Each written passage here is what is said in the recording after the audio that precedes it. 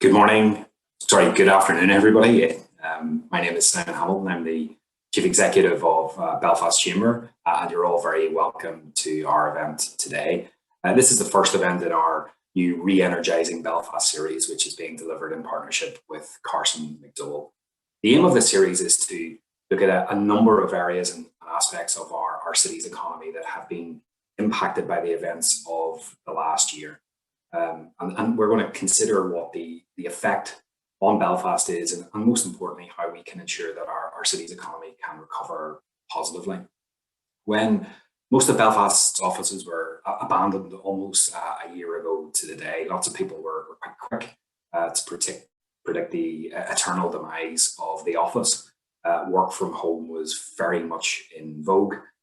12 months on, and after what has been a very, very long, hard winter, and hours of homeschooling for many, the shine has somewhat gone off working from home for many. Now, over the next hour, what we're going to do is explore the theme of the future of work. And we're going to do that by hearing from some of the Belfast business community's best placed people to talk about this important area.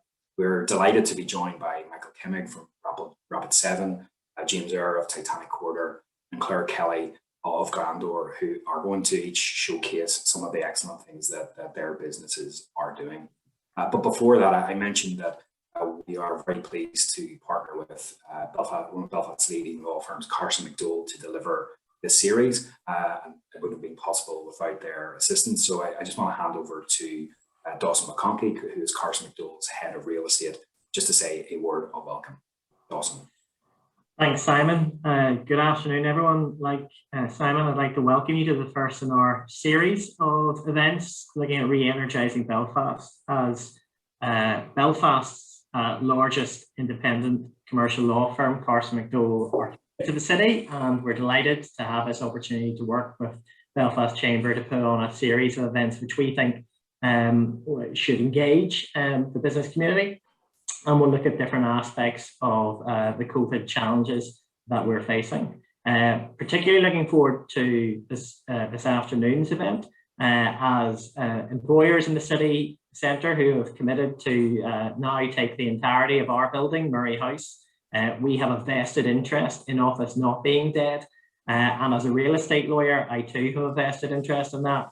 But there's no doubt that we have challenges before us. And I'm really looking forward to presentations from Michael and James and Claire to look at and hopefully to make us all think about offices in a new and innovative way. So Simon, back to you. Thank you, Dawson. So we're in for a bit of a treat this afternoon in terms of the presentations that we've got. So I'm going to start, and wouldn't have been possible without the wonders of modern technology. We're going to literally zoom across the Atlantic to Boston, Massachusetts, and I'm going to welcome Michael Keimig, who is the senior real estate manager at Rapid 7, a cybersecurity firm which has just recently officially opened its new offices in Belfast at Chichester House, an office development that has been put in place by Causeway Asset Management. So very well done to Damien Mitchell and the team there for what is an excellent build. It is Belfast's first wired scored platinum rated office building, so a great achievement by the team there. So Michael is going to be able to give us a virtual look around the new Chichester House. All I'll say, without trying to spoil Michael's story, is that after you've seen a virtual look, I'm pretty sure most of you will want to see around Rapid 7 for real, and may even think about transitioning and retraining for the cybersecurity sector. So Michael, over to you. Thank you. Great. Thanks for that, Simon. Thanks everyone for joining today. I guess, from Rapid 7's perspective, let me just say that for us, the workplace definitely is not dead. And the future for workplace for us, both in Belfast and just around the world, is definitely still in the office. When we set out in 2018 was really when we started redesigning all of our workplaces globally. And when we do that, we do that through the lens that our workplace is really the physical manifestation of Rapid 7's culture. And that's all about collaboration, innovation, creativity, and really being together. So for us to be outside of the office, I mean, yes, we've all been productive this past year, but those social aspects, being together, being able to work together on projects is so important, which is why, you know, we will continue, no matter whether it's Belfast or elsewhere, we will continue to grow in the office. So with that, I'll just take you through, like Simon said, our new development at Chichester. So each process for us really begins with what makes an audacious workplace. And from there, we dive down in each location where we are to what makes X location audacious. And this is working with our local teams and our local architects to see, okay, these are the things that make this place what it is. And then you'll see these get incorporated into the design throughout the building. So for us, it was really about neighborhoods, the innovation, the arts, the rock and roll culture, the nature, all the landmarks in and around Belfast that really make the city what it is. So when you enter in, you know, we wanted to make the experience as grand as possible. So again, Rapid7 is all about, you know, coming together. We're all about the experience, not only for our employees, which we refer to as Moose, but also for our candidates, anyone who comes in. It's just really as inviting and as welcoming of an experience as it can be. You know, right the minute you walk in, you see that culture. Again, speaking to why we want to be in the office, you're greeted by this massive moose sculpture. And the reason that we have this is because it's our unofficial company mascot is this moose, and it's because both singular and plural, moose is the same word, and together we are all one moose. So again, you're greeted, you walk in, immediately you can see on the floor by the reception desk, there's this moose ingrained in the ground with a placard explaining what our culture is. So you're met with it right away when you come in. The other aspects you'll see as we go through, like when this reception desk, these things are sacred to Rapid7, right? So whenever you enter a space, no matter where you are in the world, you will see this reception experience. And then as we move through the floors, you'll start to see those other elements of what makes Belfast audacious come to life. Around the corner, you know, from reception, you enter into a coffee bar here. You can see we have some core values on the mantelpiece there. But again, it's about coming in, having a good experience, whether you're a candidate, someone you can work here if you are, you know, a Rapid7 Moose, whether you're a visitor. It's just all about coming in, making it welcome. We've pulled in this brick, which you'll see throughout the space as well. And we actually use so much of this brick that the company who supplied it has renamed it Belfast Brick for their company. And again, just some other views of this cafe space. There's a full coffee bar here, a couple, you know, a table you can work at, coffee table you can sit, collaborate at as you move through. So we'll jump into some of the amenity spaces. So starting from the top floor, so we have the entire building, which is 9 stories.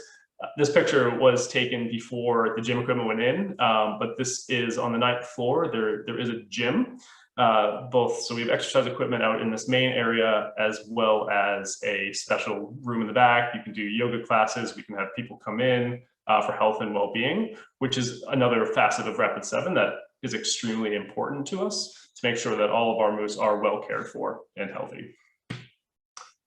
From there, you move down to a games floor. This is, you know, we not only like to provide multiple areas for people to work, but we also like to provide multiple areas for people to come together as a team, relax, spend some downtime together, and really build those relationships. This is just a few views. Again, you can see the brick. The iron speaks to the steel and the innovation in construction in Belfast. Again, in these books, which you'll see throughout the space, and there's a library location. No matter where they are, they're not just books that are placed there. They actually are curated. So they speak to cybersecurity, they speak to diversity and inclusion, they speak to women in cybersecurity. So it's everything we try and do is very intentful for everyone who comes into the space, whether you work for us or not. Moving into that is the grand cafe space we have on the 6th floor. Again, yes, it is a cafe space. You can come together, but it also serves as a place for us to have our all hands.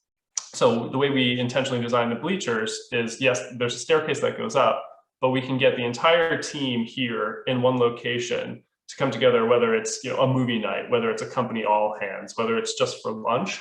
So we really just want to bring everyone together again, collaborate, make it a warm and inviting place. And in doing that, we also pull in design, from the local area. So these booths are actually, they're designed after the Crown. So we wanted to, again, pull in elements from the city to make sure that, it does feel like home for everyone who works in the space. It's not just a Boston-based company that's coming in and putting our design on it. We really, really work with everyone, the architects and local team, to make sure that, it's welcoming. And this is just a close-up of some of these too. So we did have stained glass design for each, and you'll see this in the theming section, but these all, if you look at them, they all have, you'll see Harlan Wolff cranes. They all speak to Belfast. Underneath that bleacher stair is our employee lounge. Again, we just want to create these cool moments for people. So it's actually, you can't really see from this picture, but it's behind a hidden door. So when you're looking at the stair going up, you actually can't tell that this lounge is underneath. And then you open this door to this really inviting, again, interesting space. And you can see, bringing the local culture, these are local whiskeys, but we also ingrained some Rapid 7. There's one called One Moose, and then you can see the 7 here. And just another view of this lounge. And as you move down the space, you get into amenity spaces off each lift lobby. This is on the 5th floor, which is our maker space. Again, come together as a team, collaborate. There's a couple 3D printers you can see in the back. There's Raspberry Pis, which you can see. They're built into those. There's TVs behind those 2 mirrors. So if you put a little Raspberry Pi into them, you can come together as a team, hack them, do whatever you want to them. So again, creating just some collaboration. And also this entire back wall is constructed entirely of Lego, which you can see in these bins as well. So again, just coming together as a team and just, having fun. Below that, off the lift lobby, is the library. So we like to provide, and we'll go through the open office as well, but there's multiple ways for people to work. So yes, it's about, you could just come in here and read a book if you want, but if you need to do that heads down work, this provides a really quiet, comfortable location for you to come and work. And these are great. You can do Zooms in here. I used to do them there. They're acoustically lined, as well as just being really beautiful. The Genius Bar is on the 1st floor. So this is where our IT team sits. Again, you can just come here if you have any IT needs. And you can see in the back, I believe in the next picture a little bit closer, but that's actually a map of Belfast Lough.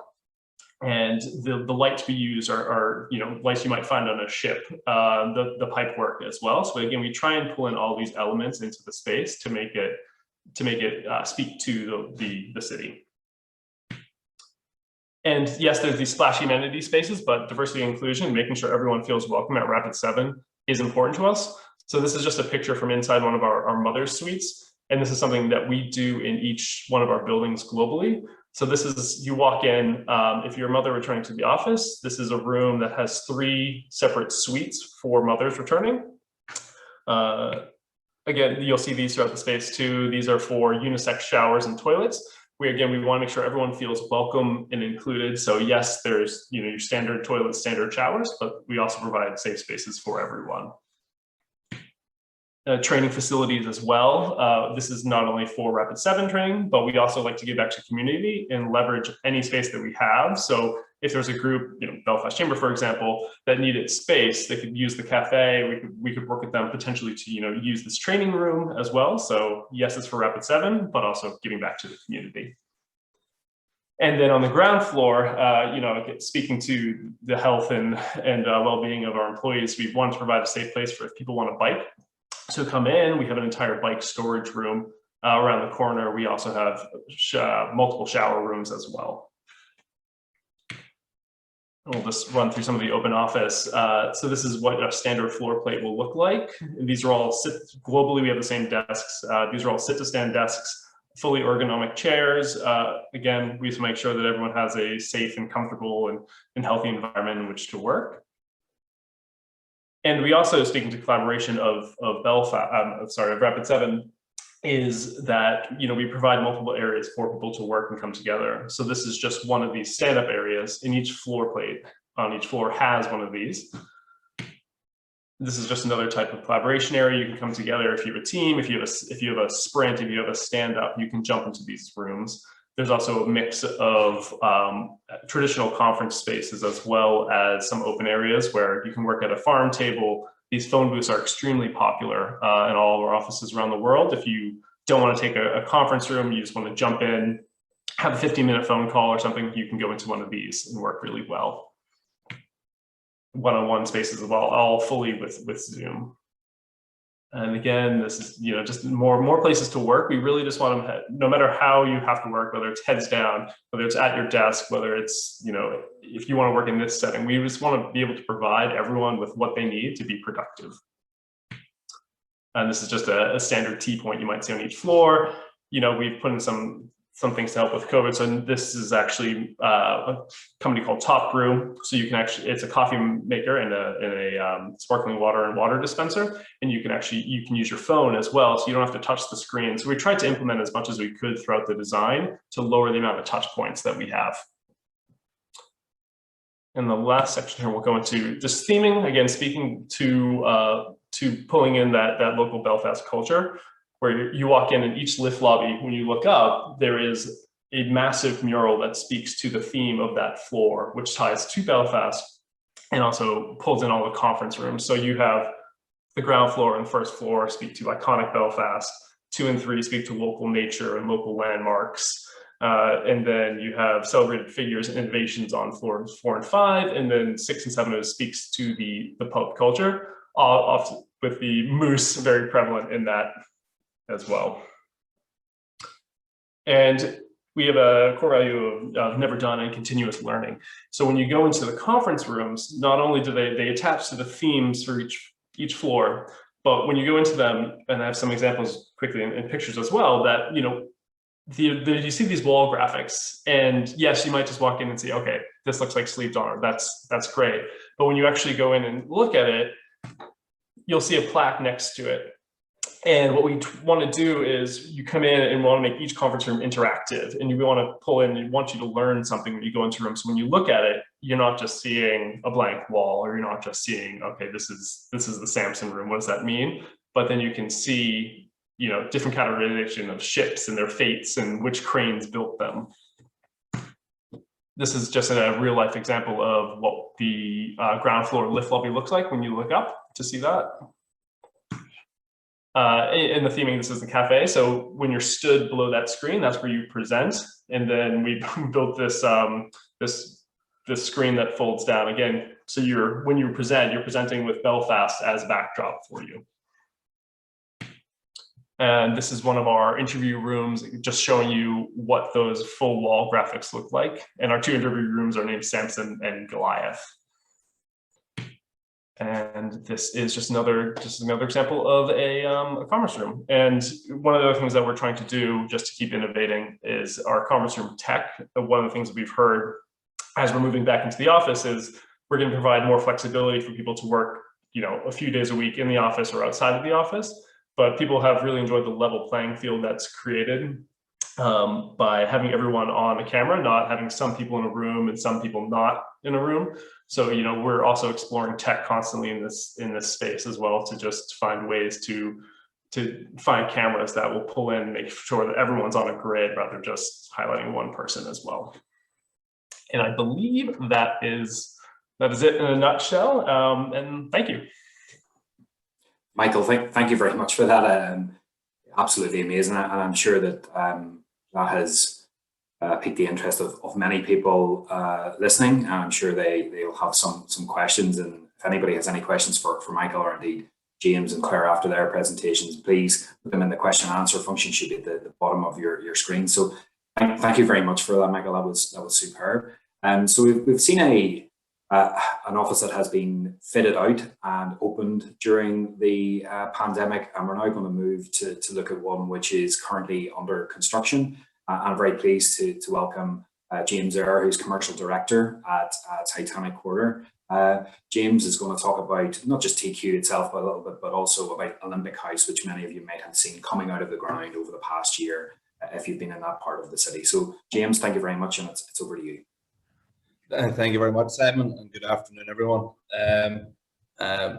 I'm delighted to have the opportunity to talk a little bit about Titanic Quarter this afternoon, what we've achieved and where we're going, and to then focus in on our current Olympic House development.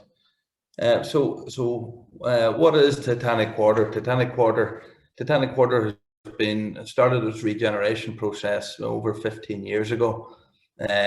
What is it? It's a place for everyone. It's a place for people to live, work, play, and stay.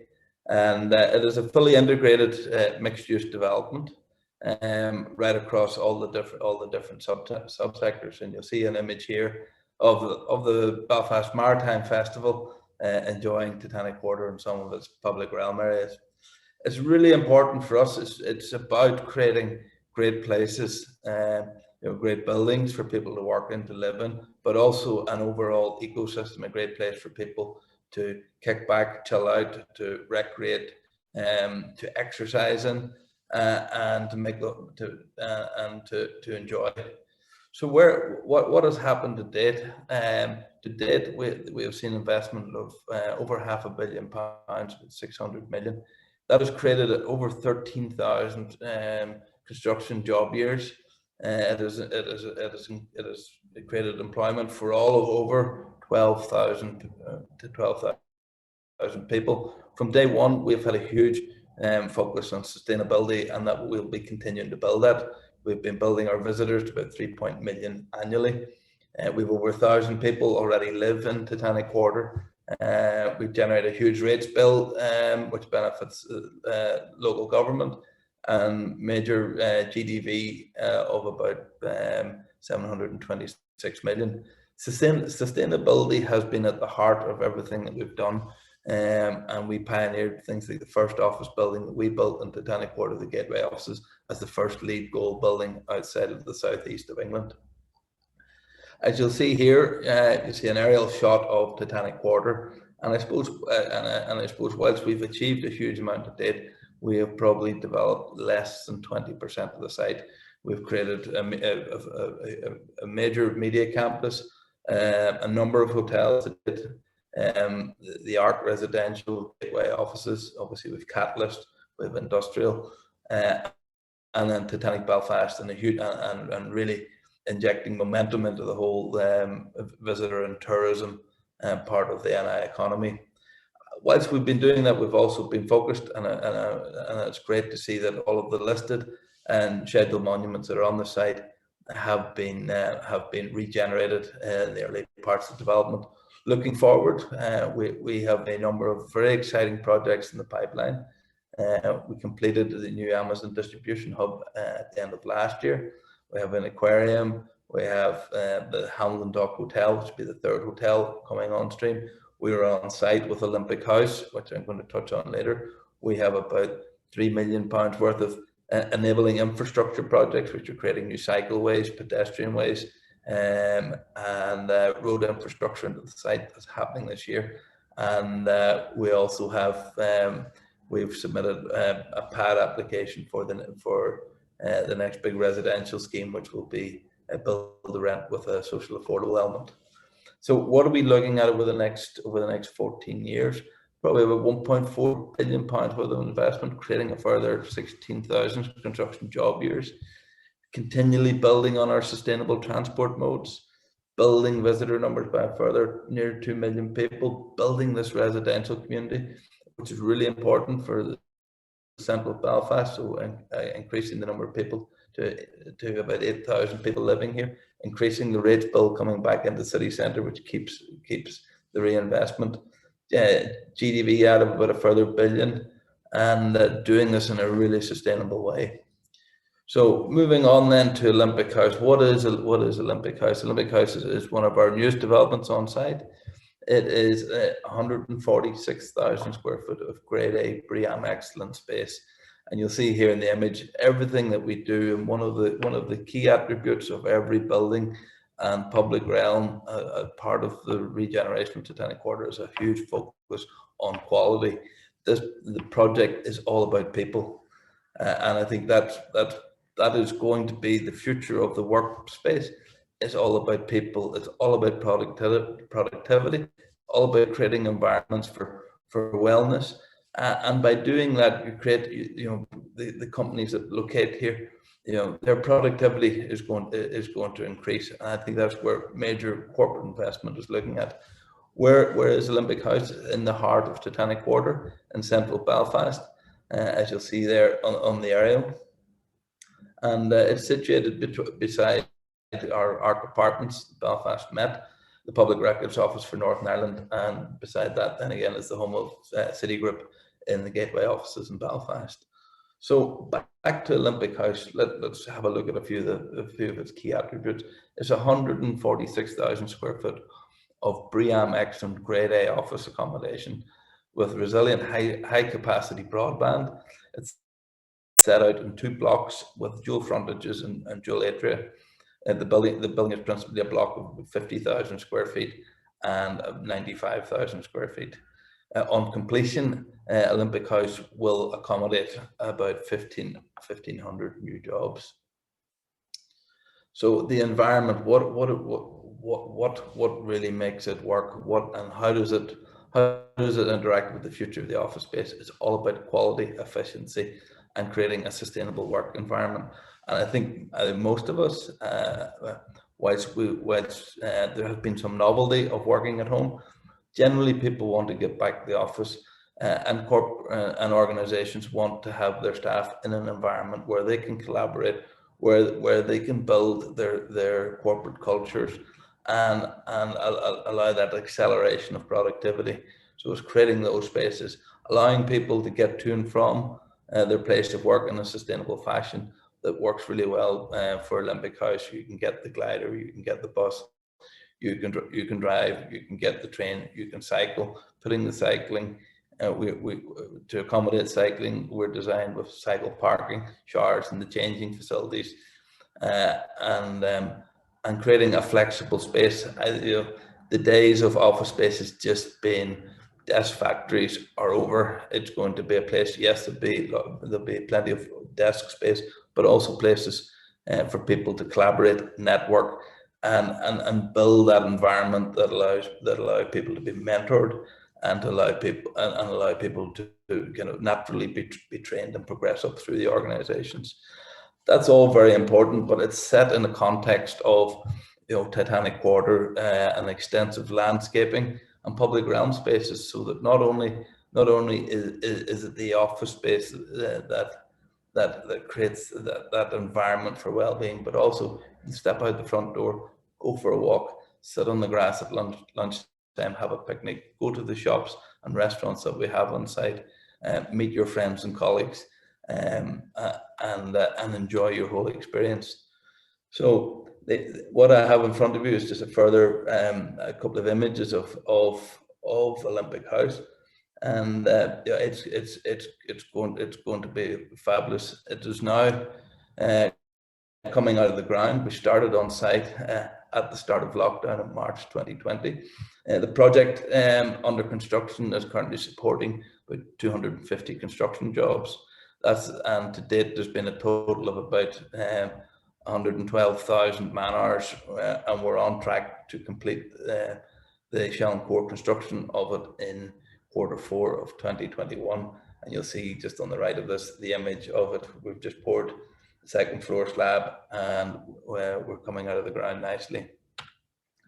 That's the end of my presentation, and we're going to finish up with just a short video of the development. Thank you.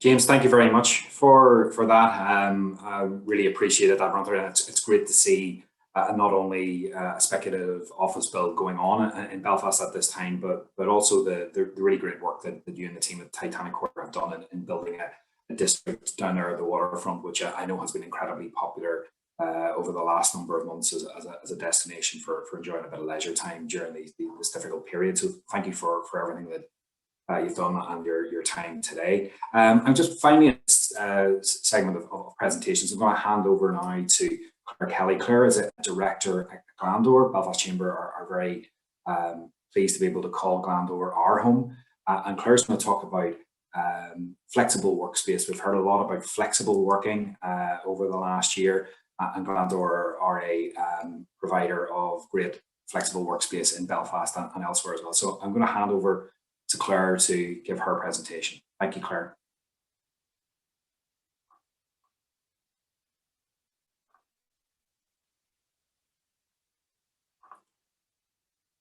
And Clare, I'm just going to say you're the classic of the past 12 months, you're on mute. Sorry about that. Will we ever learn? I think I did this earlier as well. Bear with me for just a second. Hopefully that's working for everybody now. Thank you so much, Simon and Belfast Chamber, and indeed Carson McDowell, for inviting me to this panel discussion this afternoon. Really excited to see these presentations from Rapid 7 and also the Titanic Quarter and Olympic House. It's very positive for Belfast. And I suppose just to give you a little bit of a background about Glandore, Glandore is a pioneer and a leading All-Ireland provider of flexible workspace in Ireland and Northern Ireland.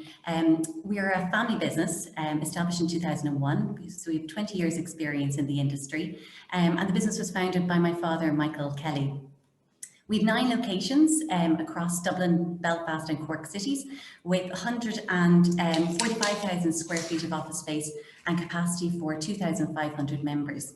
We have an exceptional team of renowned for their hospitality, their care, can-do approach, and our total headcount is now at 70 people. So we operate out of 2 buildings in Belfast City Centre, Arthur House and Arthur Place. And we're actually over 20 years in Belfast as a family. Both properties were bought in the late 90s and 2000. But it wasn't until 2006 that we launched Glandore in Belfast in Arthur House. And subsequently in 2011, we opened our second location in Arthur Place. So we currently provide 42,000 square feet of flexible workspace in Belfast and are planning to add an additional 10,000 square feet of capacity in the coming year in Arthur Place. So broadly speaking, Glandore offers companies a flexible and scalable property solution. Our membership options include private offices ranging from 1 to 200 people, co-working, virtual offices, including remote team packages while people are working away from the office. We have meeting rooms, collaboration spaces. We also offer remote facilities such as call forwarding. But I suppose the key aspect of Glandore is that we are a community, and to support our community beyond their office needs, we also provide access to a bespoke wellness program. So Glandore, I'm an occupational therapist by profession, and so wellness within the workplace has always been, really important to me and us as a team. So we provide a wellness program focusing on wellness in mind, body and life, including financial wellness. And we also host a variety of events because apart from obviously the day-to-day activities of your work, we also want to facilitate networking within our community. So we facilitate introductions, we provide a space for people to connect and collaborate within our buildings. So this is our network. This is we're home to a really diverse range of companies, from scaling tech startups and professional financial service firms.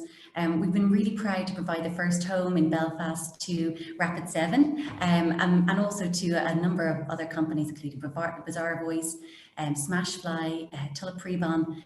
So we're really proud to be part of their journey, and it's not just about after our members while they're within our buildings. We want to support them even after they leave. So we have a very wide alumni network as well that has built up over the last 20 years.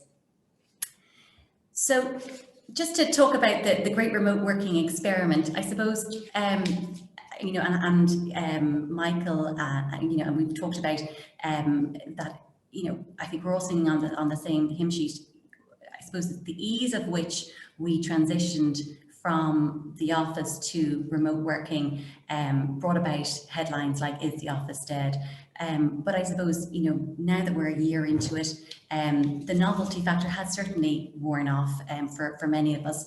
And this image will probably be familiar to some people on the webinar this morning. It has had its challenges, and you know, for individuals, but also for employers. So I think that, you know, there's no doubt that some activities can be done at home, and there's an opportunity to see what those activities can be going forward. But there are significant shortcomings, and one of them, you know, just to touch briefly, the physical environment.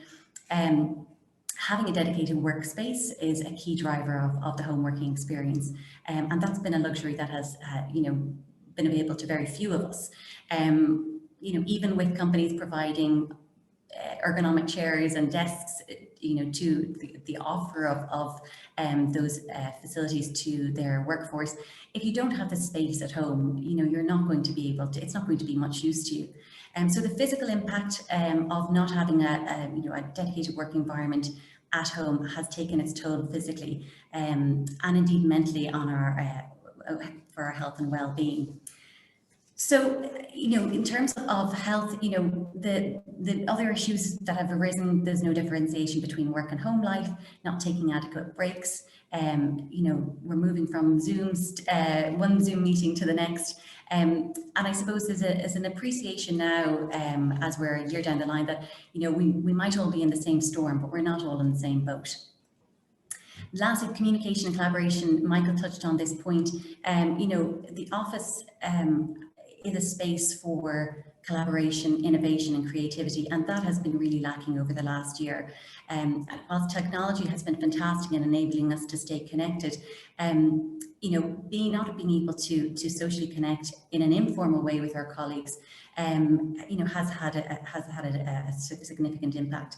Other issues in terms of onboarding, you know, people early in their stage of their careers, not having the benefit of learning from managers and peers, you know, also has, you know, taken its toll. So, you know, whilst there are elements of this remote working experiment that can be kept and we should look at, I think the office has really emerged from a pandemic as a great leveler, meaning that, you know, regardless of your personal circumstances, the office provides the necessities and amenities to facilitate workplace productivity and wellness. And so I suppose from my perspective, you know, one thing is certain, the office will continue to play a very important role in employee experience. And it's not if, the question is not if, but when we will return. So there are a few, I suppose, key themes of what things are going to look like when we go back and what's going to be important for us as employees and also employers. Health and wellness, you know, it's no longer an individual matter, it's an organizational one. And restoring confidence and returning to the office will be paramount for employers. Ensuring that we have integrity of the health and safety measures within the buildings and clear and consistent communication around these is essential to reduce any residual anxiety. You know, Glandore buildings, they've remained open throughout the past year for those members that required access. And, you know, very quickly, we, you know, ensured that people felt comfortable within the spaces, you know, so in doing that, we had to, you know, we put in place floor markings, one-way signage, traffic light systems, hand sanitizer stations, and all these things, these visible signs of safety have really restored confidence for those that have been able to come back into the office. We also, as I mentioned before, offer a bespoke wellness program. I think this is going to be, you know, very important for, you know, it hasn't been a focus over the last year, although productivity has been measured, countless surveys, health and wellness is really going to be the focus for when people do come back. Flexibility, there's an increasing appetite for flexibility, both in terms of length of term for office space, but also in how offices are laid out, and the ability to customize your workplace to suit your individual requirements as a business. So I think flexible workspace operators will become increasingly popular. After 20 years experience in the business, that's welcome news for us as well. But it is going to be the future in terms of, having this up to 30% of office space globally is considered to be going to be flexible by the year 2030. So that is the future. Placemaking, we touched on this in terms of the Titanic Quarter, but also in Rapid 7, that having a variety of spaces to work is going to be really important, and variety of breakout spaces. So it's the hotelification, for want of a better word, of office space, because what I suppose is going to be evident is that people are going to want to return to an office that supports their work better than their homes do. And having looked at Rapid 7's offices, and indeed the plans for Titanic Quarter, and also Glandore spaces, we provide for a range of different spaces to work, to collaborate, to innovate. So that's going to be a huge focus over the next while. Sustainability, there will be an increased focus on the greening of buildings and minimising the impact on the environment. We launched a green initiative a few years back, and we hold regular workshops with members on how we as a company are doing to promote an eco-friendly office, but also how our members can help. And I think that's something that people are very, I suppose, focused on and want to contribute to minimising the impact on the environment from an office perspective. Technology, we have, I suppose we want to embrace what we have adopted in terms of the technology, and also look to see how we can incorporate and how we can support hybrid workforces in the future. And the Zoom rooms and technology that can facilitate that, keep a distributed workforce connected, will be paramount. To end on a positive note, with the speed of the vaccine and the rollout in Northern Ireland and the pending easing of restrictions, there's been a significant increase in inquiries in Glandore in recent weeks, which was really positive, and an early sign of confidence that people are looking forward to returning to the office. And the role of the office environment correlates with human nature's desire for connection, and after a year apart, this is now more important than ever. So thank you, Simon, for having me. Claire, thank you very much for that. Now, that's a really good piece of positive news to end that presentation on. And maybe before we touch on some of the themes that have come out of all of those presentations, Dawson, if I can maybe start with you. I mean, one of the overarching themes that has permeated what everybody has said is this sort of sense that the office is dead. And before today's event, I Googled that phrase and looked at news articles, and one of the first ones that came up on the page was an article in the Financial Times, but it was dated back in 2016. So it seems that the prediction of the demise of the office has been around for a while. So what are your thoughts on what has been said, and maybe given your particular position in Carse McDowell as head of real estate, what are you seeing in the market at the minute in terms of offices in the city? Well, thanks, Simon. I suppose a couple of things just to pick up on in the presentations, which, thank you. Excellent presentations. I was fortunate enough to act for Rapid 7 the letting of Chichester House, and I've been fortunate enough to have a one-on-one tour of the finished building with Michael, and I can tell you it really is something. Nothing was done in that building without a lot of thought going into it. I was very struck by what Michael said about the physical embodiment of their culture, and that's evident: innovation, creativity, building together, and this feeling of a blending of the core values of Rapid 7 as business with Belfast as a city. I suspect that man knows more about Belfast as a city than I do, and I haven't lived anywhere else. James, then to hear the story of Titanic Quarter, where it has come from in 15 years to where it is now, would be impressive enough before one even starts to think about the plans for the future. You know, ambitious targets of 1,000 residents to almost 8,000, you know, which is great. And the blend of the old and the new is just terrific to see down there. And Clare, talking about Glandore, and just really good example of alternative, I suppose, to traditional offices, and the you know, the need for a physical environment that actually produces productivity, that encourages communication, collaboration, and that sense of community and wellness being key. So look, at the moment, that's where I am. I'm sitting at home. I've turned off my background. I'm sitting at home, and I consider myself very fortunate that you know, technology is at a stage where we've been able to work from home for so long. But the question I want to pose is it still working from home, or is it living at work? And I don't know, after 12 months, it started to feel a lot more like the latter. I think it's beyond dispute that working from home is part of the future, and there's good and positive aspects of that.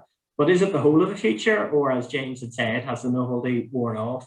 You know, and to pick up on Michael's comment, you know, the corporate culture is key. It's so hard to do that remotely, to actually embody. We've had a lot of new starts over the last 12 months, and I feel for them, because I don't know how you can feel fully connected to something unless you're physically part of it. And what was really interesting to me, I suppose, in all three presentations, there were consistent themes: sustainability, flexibility, well-being or wellness. You know, so James had mentioned desk factories are gone. The kind of idea of rack 'em and stack 'em, I think, in terms of desks, that's not where it is now. Workplaces have to be somewhere to draw people in. They have to be attractive. They have to engage. Claire talked about the employee experience. And whether it's Rapid 7 in Chichester House, whether it's TQ and Olympic House, or whether it's one of the Glandore experiences, you know, people need to feel, I actually will do more. I'll be more productive where I am. I will actually engage with people, and I'll learn more. I think particularly for those who are at a stage of their careers where they're looking for mentoring. And I think Belfast City Centre, we have a lot to do to make Belfast an experience again, and some of the subsequent webinars will touch upon that. So I'm really encouraged when you can see what Rapid 7 have put together, Simon, in terms of during the pandemic, when you see developers like TQ, as you say, speculatively building this, and when you hear from Clare that, you know, the number of inquiries over the last number of months for their flexible working has increased. I think there's a lot to be positive. We face challenges, of course we do. Of course we have to rethink things, but we can do that, and I'm very confident that we can. Yeah, and I think that rethinking is perhaps something that was already in motion before. I mean, I think it's probably worth noting that, you know, Rapid 7, for example, was seeking to fit out Chichester House in this style before all of this, and continue to progress. And one of the things that I kind of wanted to touch on was that again, it was a theme across all the presentations, was I think we described as amenity space, both inside and out. And you know, there'll be a lot of people, Michael, probably looking at your pictures and virtual look around the office and wondering, when do these guys ever do any work? You know, it looks like a great place to be, but you know, how important was that as a consideration when you were authorizing the fit out for the new office? Yeah, I mentioned, that social component is such a big part of it. People definitely do a lot of work, but I think it's that combination of, you know, work hard, play hard a bit. And it's just, yes, I mean, we provide, whether it's the desking, phone booths, collaboration spaces, whatever it is, we provide every space for people to do the work they need, but we also, you know, provide places for them to take a break and, you know, have a mental break, or just, you know, have those social interactions or those casual collisions around the office. So yeah, I think it's definitely a combination of both. Yeah, thanks. And James, you made what I thought was a very good point about, you obviously Titanic Quarter.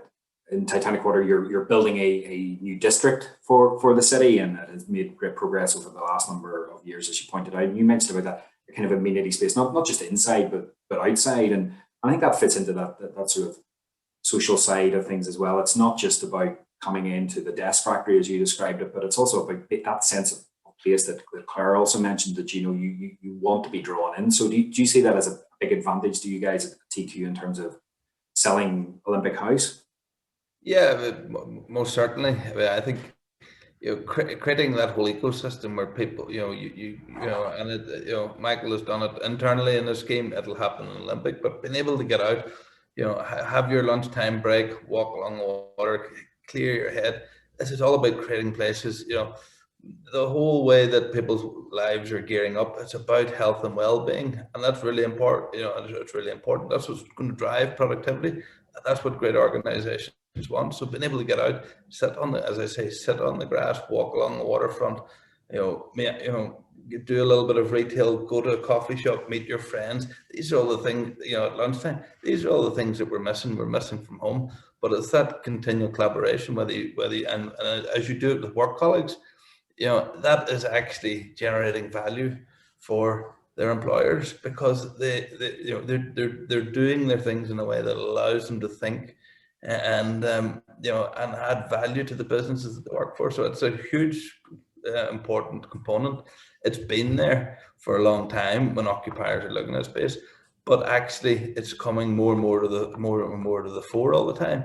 And for us, it's not, it's an environment where people can also live here as well, so you can walk across the road to go to work, walk back at the end of the day, and that works powerfully well, whether it's in the gateway offices that we already have here, quite a few people that live in Titanic Quarter, the media campus, and when you deal with the big production houses in the States, it's one of the few places in the world where you can walk to your studios and walk back, rather than that 2-hour commute if you're in London or anywhere else to the actual studio spaces, or in Europe. So these are all the big pluses that we have. We're a 15-minute city, that is one of the real strong selling points, not just for us in Titanic, but for Belfast.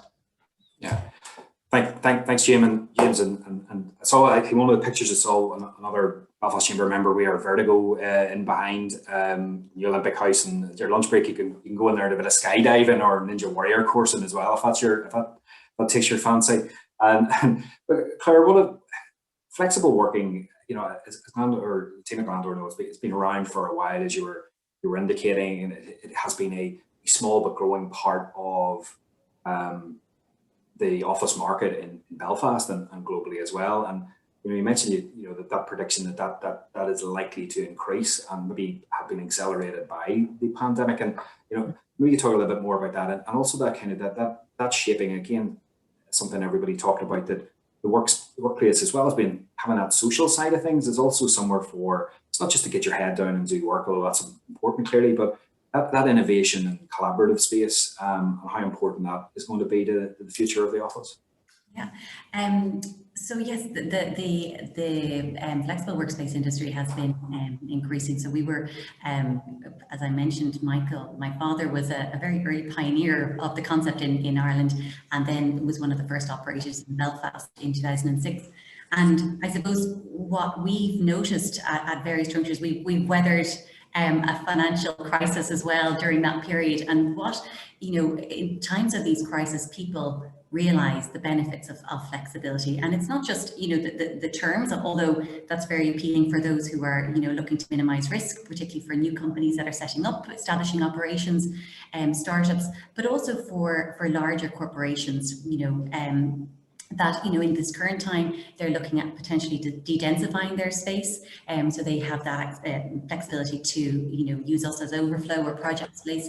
But it's that, I suppose, what's emerging now as a trend is a partnership, being a partner with, a company that may have an existing long-term lease or traditional lease, but use us as a kind of a support and, an additional service.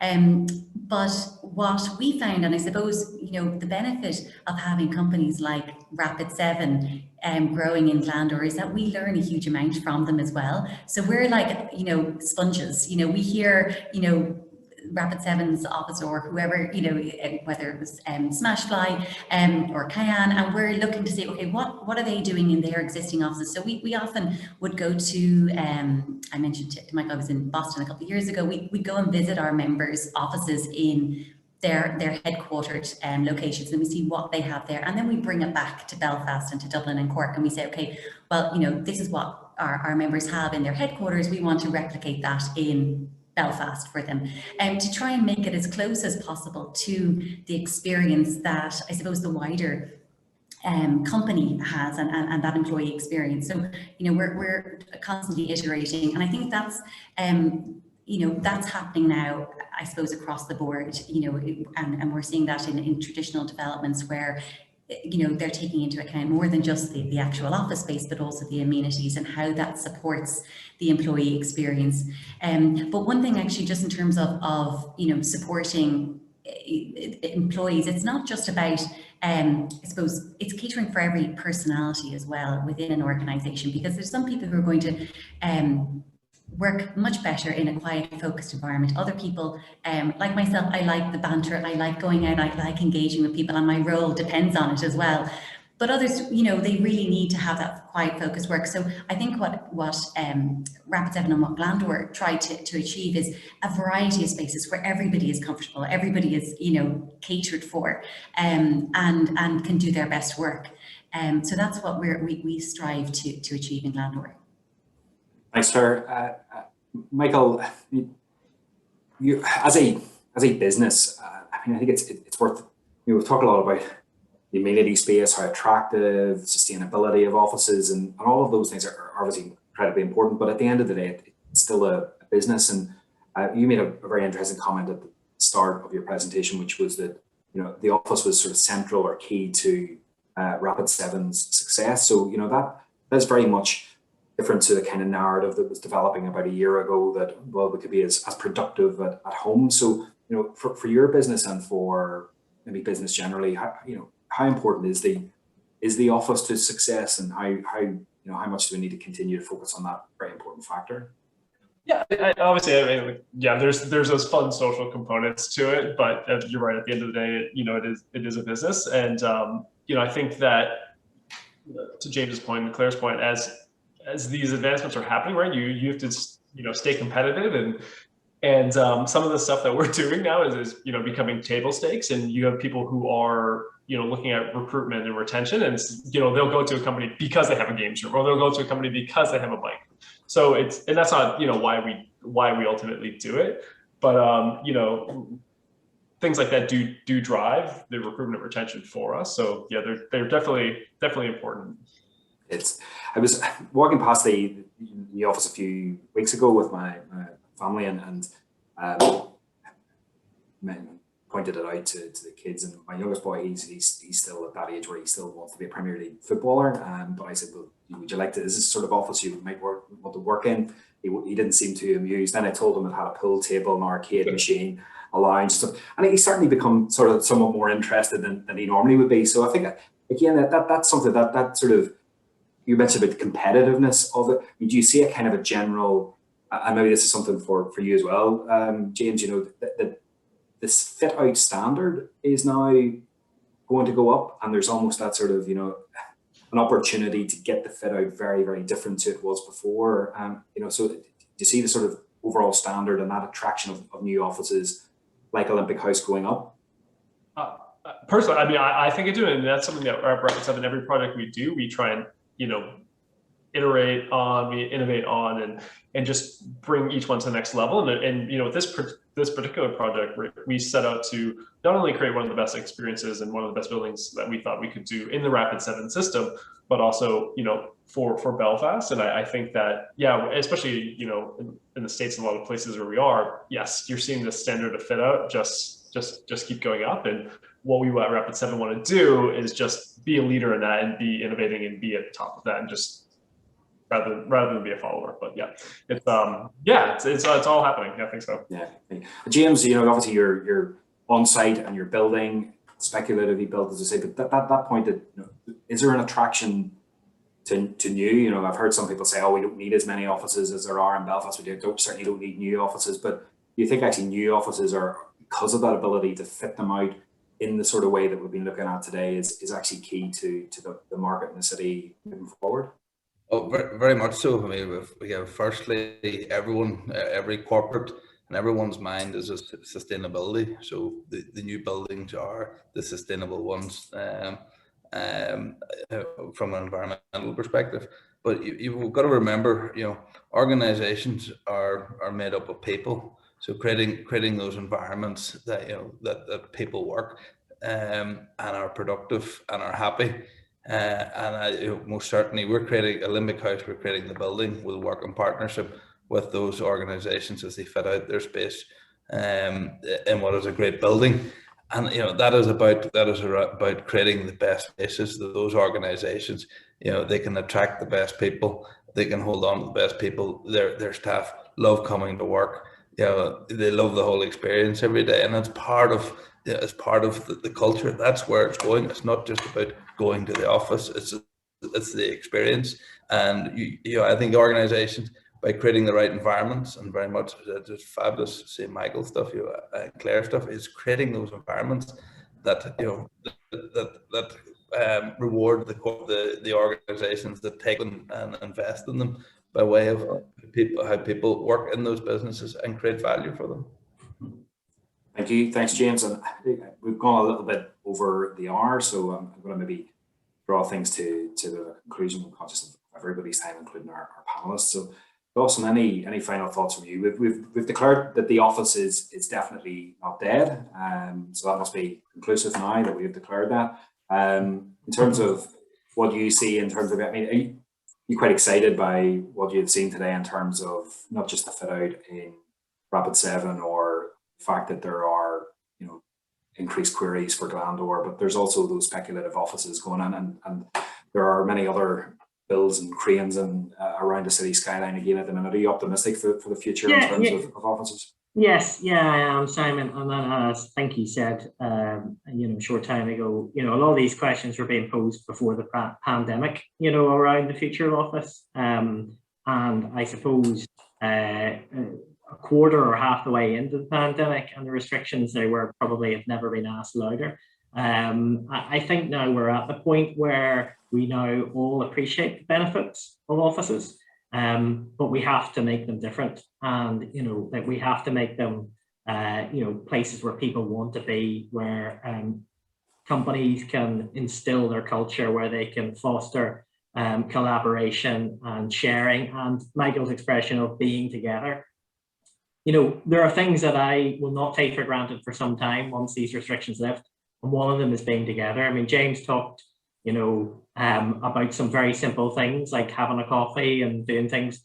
I think it'll be a long time before a lot of us take those for granted again, and I think it'll be a long time before we take working together in organizations that we love and care about for granted again. So the challenge for us is to make the buildings the best that they can be, to make them places that people want to come and work. And so that will bring challenges, and there's no doubt that offices have changed, Simon, but I think that they're coming out the other side, and I'm excited to be part of that process. Thanks, Dawson. Look, everybody, I hope you all enjoyed this first event in our Re-Energising Belfast series. The next event in the series is on Friday, the 23rd of April, and it'll be at 10 a.m. in the morning. And the focus of that event will be on living in the city and how do we increase Belfast city centre's population, something that has been sort of a deficit in the city that has been exposed over the last 12 months. So go to our website, belfastchamber.com, and register for that event, and hopefully you'll be able to join us then. Just leaves it then to me to thank Clare, to thank James, and to thank Michael, particularly Michael, for getting up very early in the morning in the States to join us today. Thank you all for your time this morning and in preparing your presentation. So really appreciate it, and we're all very glad to be able to see great work that your respective businesses are doing in our city. I can also thank Neil and Catherine and the events for their help, and then just finally thank Dawson and the team at Carson McDowell for their support in helping to make this series possible. So thank you, Dawson, and thank you to your colleagues at Carson McDowell. So thank you very much, everybody, for your attendance. I look forward to seeing you all soon, maybe in an office or in a room, but in the meantime, anyway, at our future online events. So thank you very much for your attendance today. Thank you.